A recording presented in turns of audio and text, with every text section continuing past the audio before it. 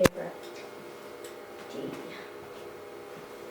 So my target audience was, I did it as 16 to 25, and the reason was when I did my secondary research, generally it said psychological thrillers tend to be more intellectually demanding, so it's generally aimed at 25 plus, but then a bunch of other sources ranged from 15 to 50.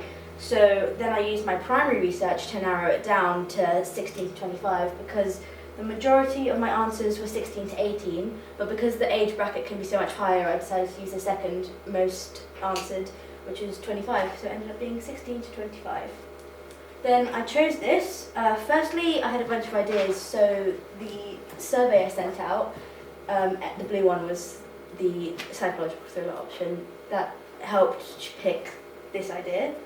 Then I found the topic really interesting. So my film is about a girl getting trapped in dreams. I think dreams are really interesting, as well as the lack of knowledge around the human subconscious. And just generally, the research I did was also really fascinating. And the genre, I did a psychological thriller. I really enjoy watching them, so I thought it'd be a great opportunity to create one. And I haven't done a short film since Unit 2 and 4, so I also wanted to bring that into play so I could work on my editing skills, my camera skills, sound skills, things like that. So, biggest issue, time management. I didn't realise how much I had to fit in such a small amount of time, especially with editing. So a lot of things ended up getting piled on and had to do things in a rush. So you'll notice in my edit as well, like things like the sound or the cuts feel a bit rushed, although some of it was on purpose.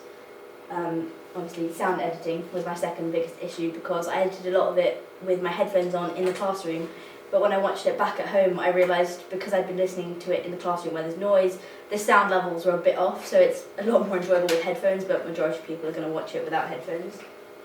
And lastly was finding relevant information when I was researching. I really enjoyed the stuff I found, but a lot of stuff ended up being on sleep disorders, which wasn't massively important to my production, so I ended up going down rabbit holes of things that weren't necessarily the most important thing I needed to focus on for my production. And it's the production. Oh, thank you, Jeremy.